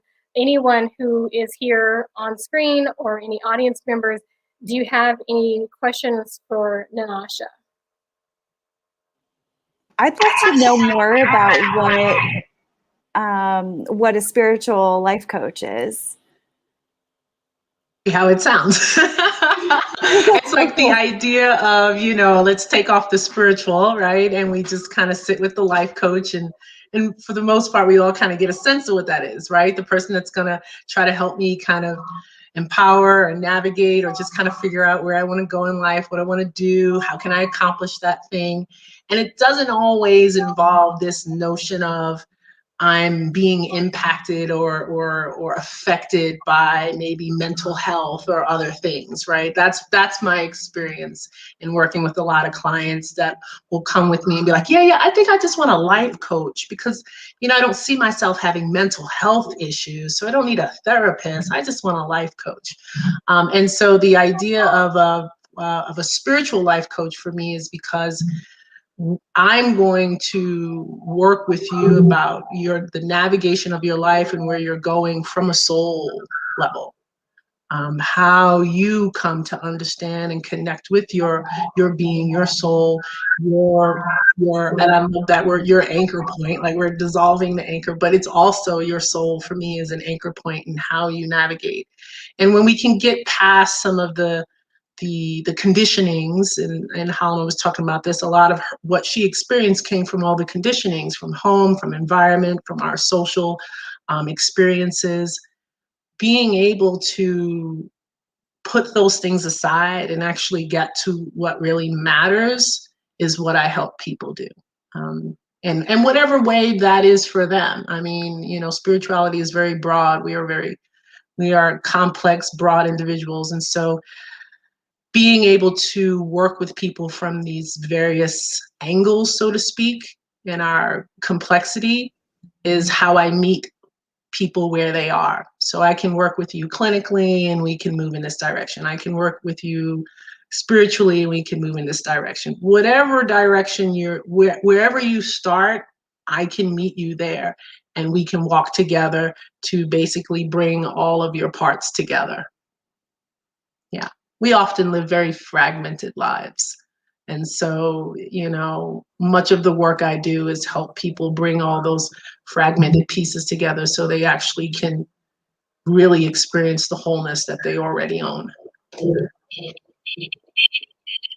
would like to say that I am thankful that you're also a life coach too, because that's true. Some people may feel like, well, I don't need therapy, and so it gives them an option to have the help that they need in the way that they feel more comfortable with.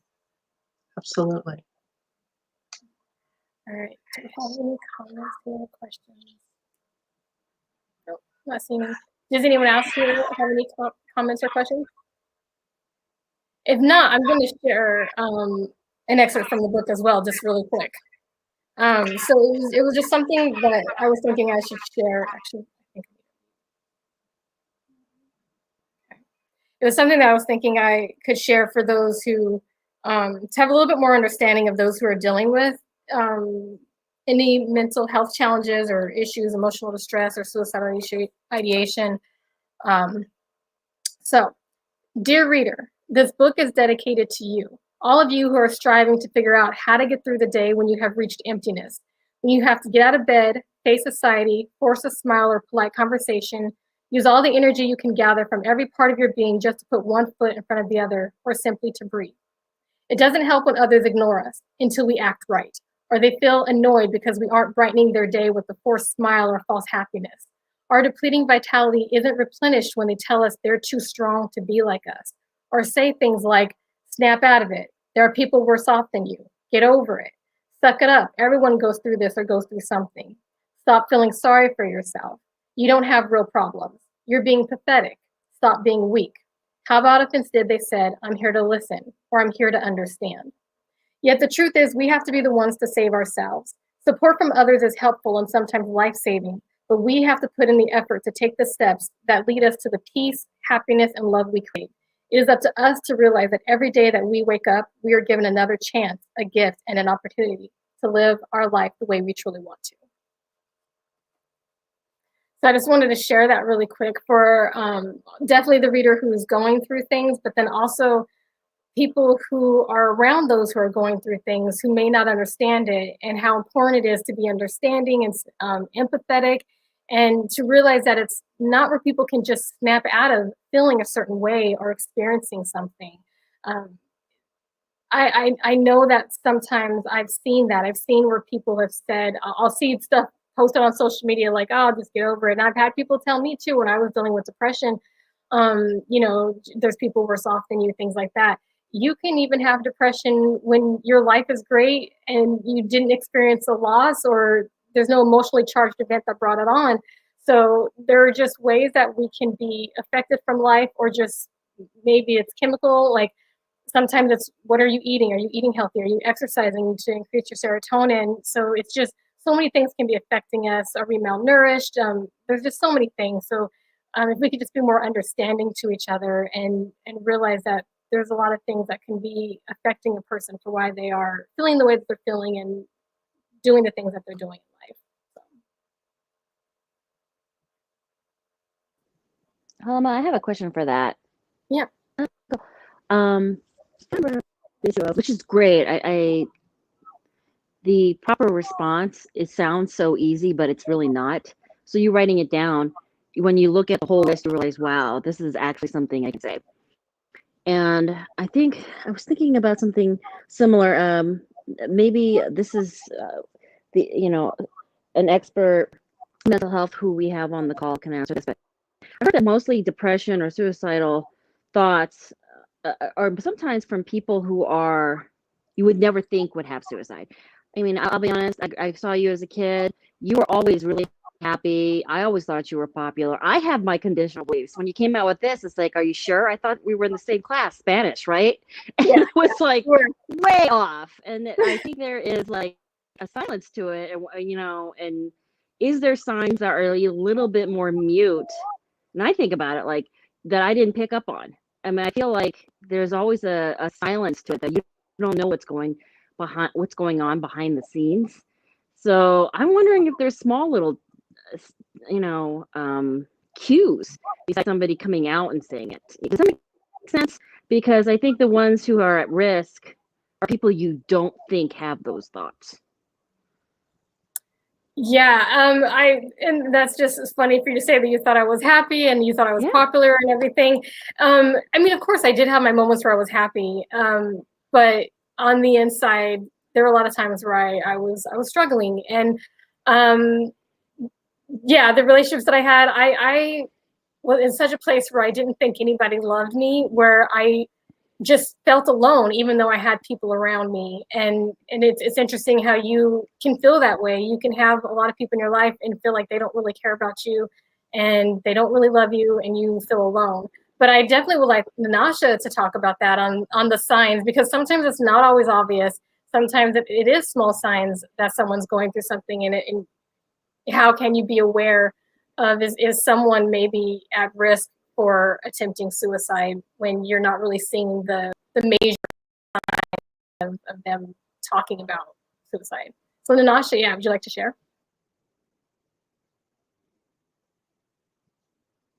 There we go.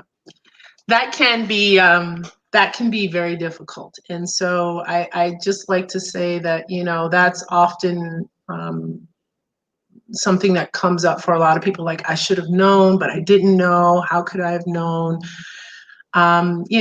Someone obviously shifting in their from what might be their normal behavior to a change in behavior, right? Usually there's signs of isolating can be a sign that might show up. But it can be very difficult to know, especially when the person is being intentional in regards to their hiding it. Like Halima said, putting on that smile just to show up so that nobody knows or that you don't disturb anybody else's day. Sometimes the best thing that you can do is if you do notice something, you can always just ask how somebody's doing. But it can be very difficult if the individual is not ready for anybody to know.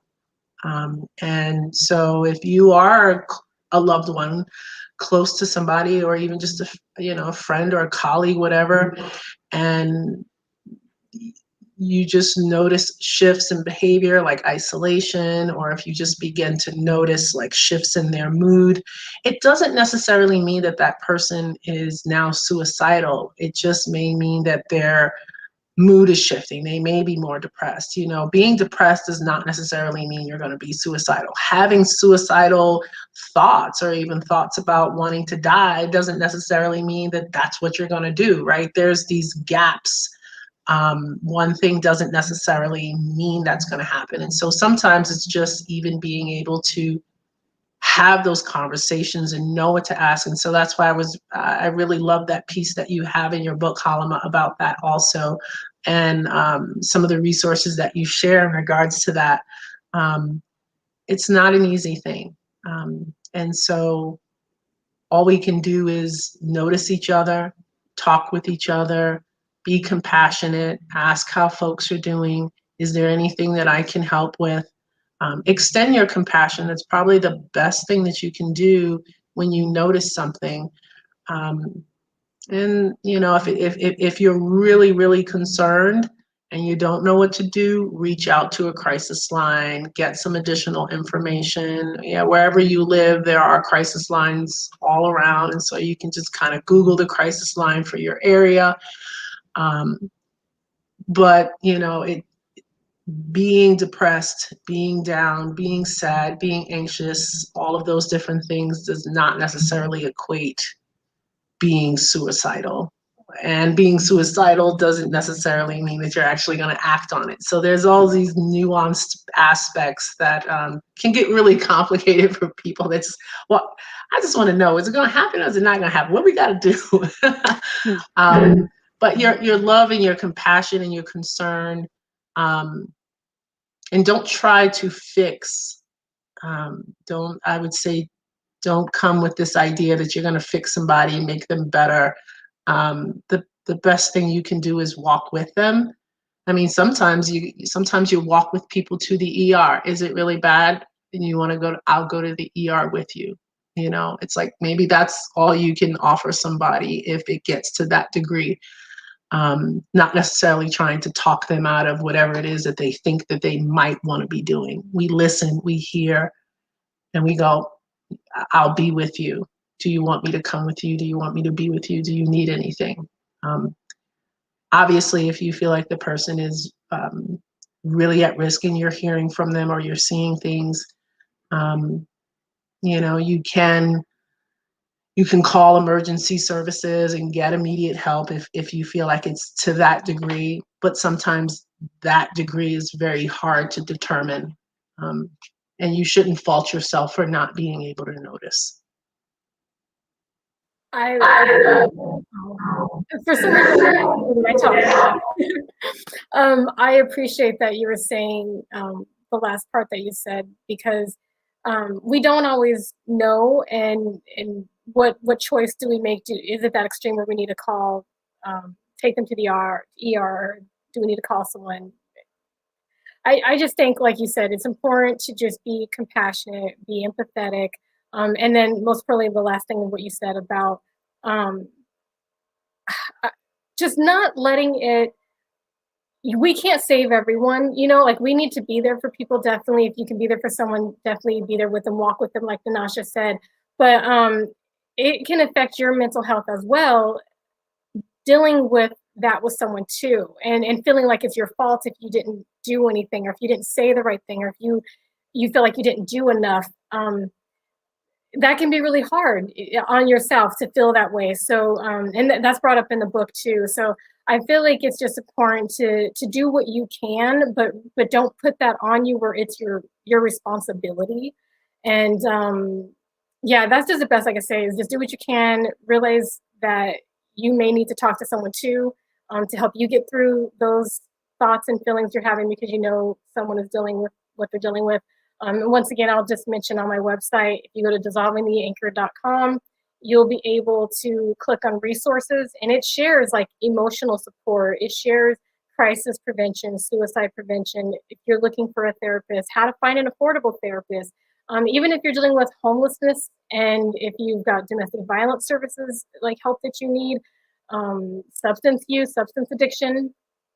So yeah, there's different things that we need in our lives, and there's resources that are out there. So if you go to dissolvingtheanchor.com and click on resources, you'll be able to scroll through that and see what is best for you, and what's local, or getting help online or on the phone. And there's free services out there as well, because not everyone can afford to see someone. So it shouldn't just be those who can afford help get it. So thankfully there's help out there for people. So and I also do offer self-empowerment workshops. It's not therapy sessions, but it's wellness workshops. And I do charge for it, but I do what I can. If there's someone who needs help and they can't afford it, like we work something out. So there's resources out there for anyone who's going through anything. And then does anyone else have any questions for Nanasha, or Nanasha, do you even want to share anything else that you feel is important for people to know? Let's see. I think you what you mentioned initially about I mean earlier about just knowing that, you know, there's various different ways that we can really approach our wellness and our well-being from a holistic perspective, and everybody's not at the same place, and everybody doesn't need the same thing. And so knowing that there are people out there that can support you in the way that you need to be supported, and to take the time to kind of try to connect with those persons and find those persons, because they're out there.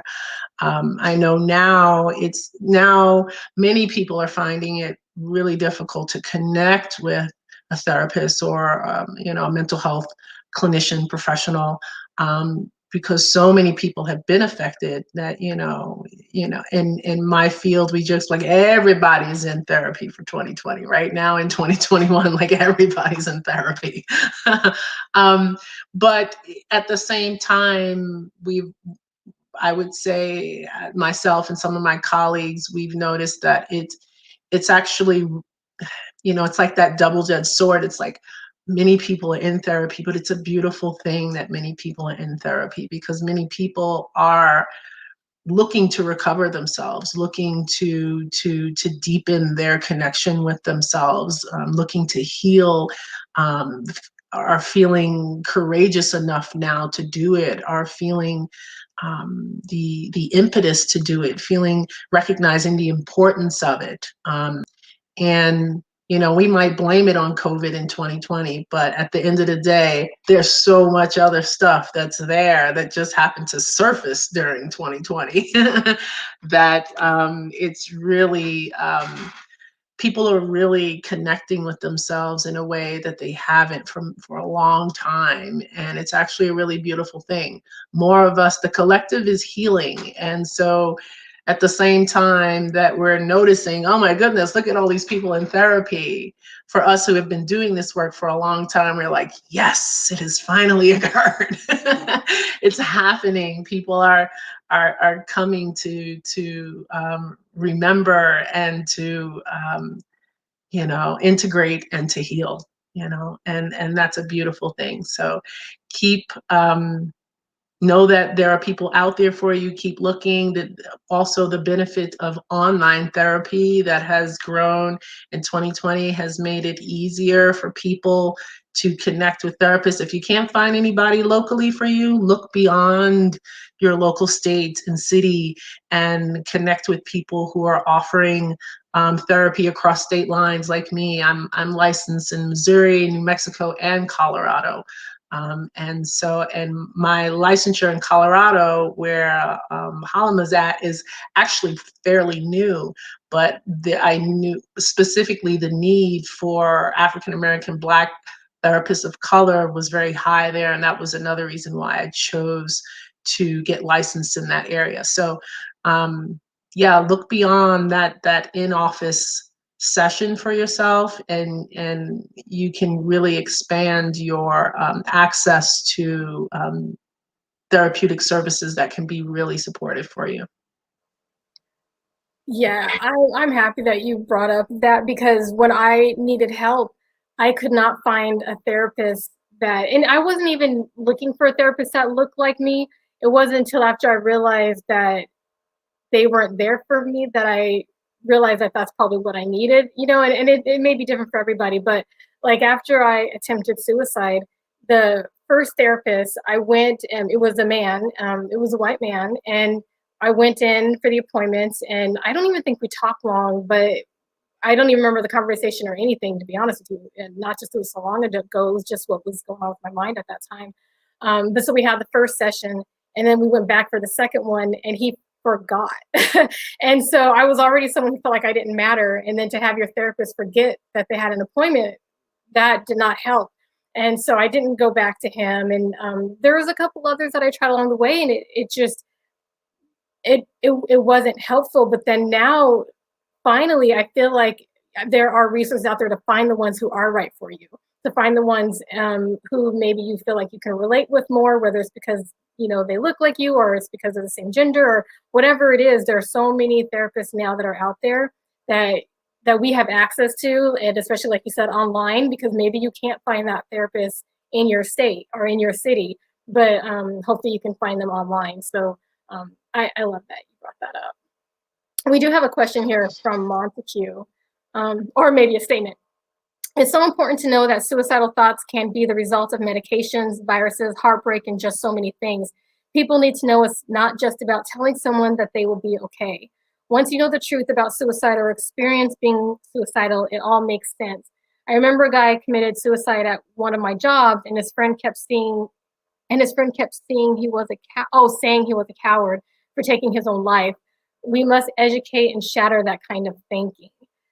Yes, it's so unfortunate when people will say that person's weak, that person, just the multiple things that they can do to tear a person down when they decide to say things about someone because someone died by suicide.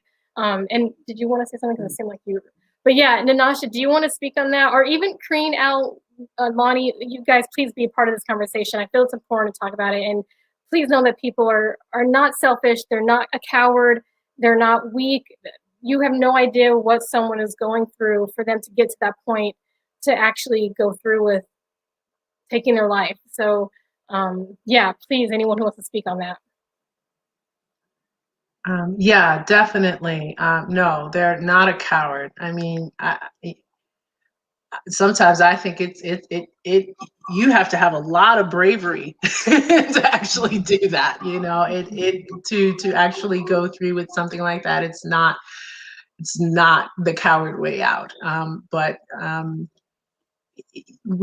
the judgments don't help. The judgments don't help, and it doesn't actually help us connect with the person. It doesn't actually help us connect with our own selves and things that we may have experienced. A lot of that often is a cover up and a push and a pushback or a push away from that point of connection. We don't want to understand it, so it's easier for me to just say, he was a coward, he was stupid, or she did that because of that. But no, that's not the case. I think that's just something people say to help them feel better about the situation and maybe even get distance from the situation. Because like you said, Halima, often when we encounter experiences with people who are feeling suicidal or who have attempted it, or even those that have completed it, and we are living with the memory of them, our mental health is affected, and often we don't, the difficulty of dealing with that ourselves. Something like, well, he was a coward, he did that to himself, he didn't need to. It helps us kind of dissociate from where we're at and what we're feeling. Or it's just something somebody says because they just really don't understand. Yeah. Yeah. And Lonnie, I noticed that you had your camera so we can see you. Did you want to say something about that? Yeah, I mean, I think she was just saying it's just so, I mean, it's so devastating and so difficult. I think the cowardly thing is just shorthand. I mean, it's, it's painful to those that love the person, and even for those that aren't familiar with someone, it's just, I think it's just a lack of like being able to say something. Like we don't always have words for it because it's, because I mean, it could bring up some disturbing thoughts of our own that we reflect, and so like we're just trying to be defensive and just like brush that off and say, be dismissive, or it's maybe it's just a quick way to address the pain that we feel from their absence. But yeah, I mean, I agree. It's not helpful, and I think a lot of times it's just, it's such a big thing. We just don't always have the tools to cope, I suppose. Yeah. Thank you, Lonnie. Mm-hmm.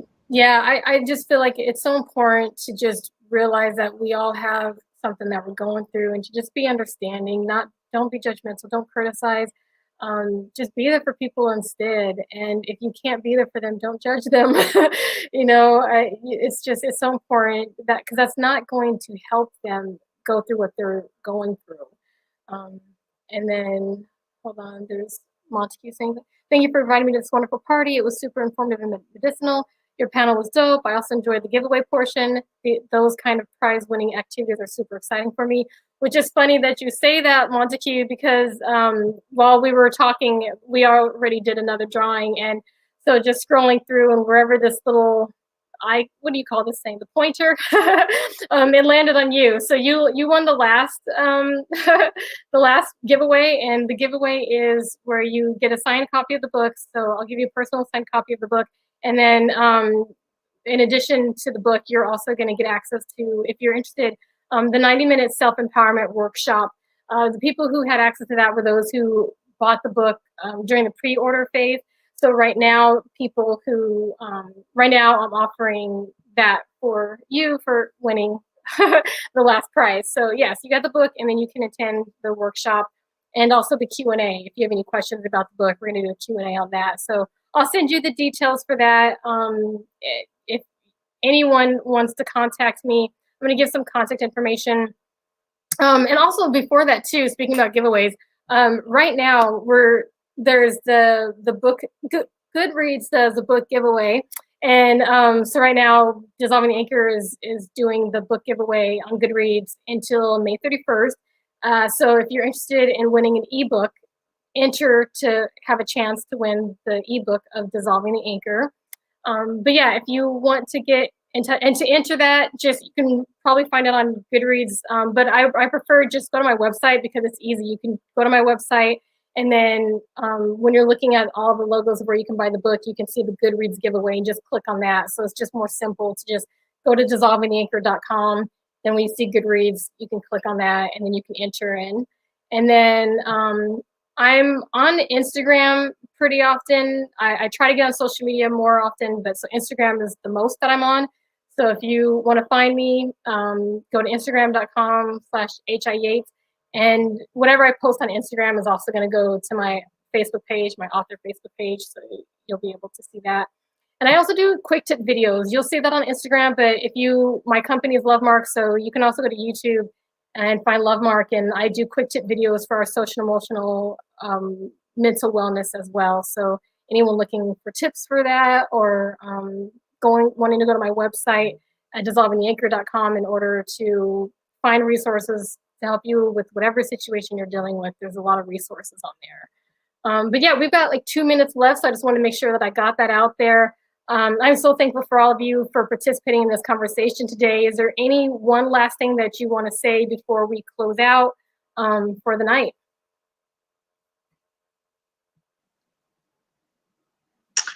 One of the things I would like to mention, I briefly said about, and I wasn't sure, I think it was Montague who also mentioned something about the self-compassion. Sometimes that can be self-compassion and being compassionate towards others. We sometimes find it a little easy to be compassionate towards others, but the self-compassion piece gets really difficult. And that's a tool that I have found that I have used myself and have worked with people and really helped them to cultivate that. It is something I run a group for. Our June one is full. Our next one is not happening until September. But aside from my group, I really encourage people to try to find ways to deepen and cultivate that that tool around self-compassion. There's so much of ourselves and others that we can touch with that, and it goes so far. You'd be so surprised, and it heals so much. But it definitely can be a difficult thing to comprehend, let alone engage in.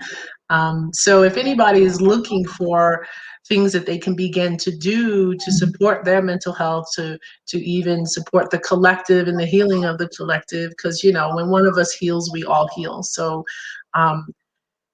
deepen, work through, broaden, connect with this tool around self-compassion. And then also, where people can contact you. Sure. My website, I have two practices. One that's much more clinical, and that's Balanced Life Counseling and Consulting.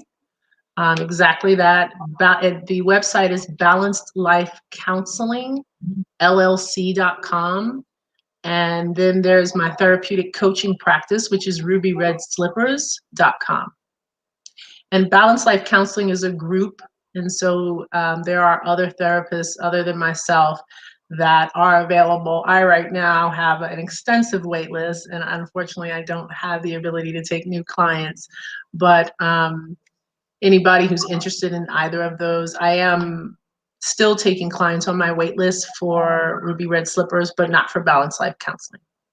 Okay. Well, thank you so much for being here and being a part of the conversation. And Lonnie, Joe, Corrine, thank you so much for being here and staying on. I know we got a lot going on these days, but it was nice to have all of you here. And just thank you so much. And anyone out there, you heard what they had to say. I hope that, you know, this fed your soul a little bit.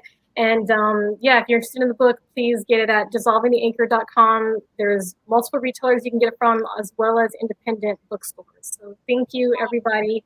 Thanks for having me. Thank you, Halima. Thank you, Thank you, everyone. Thank you. Good night.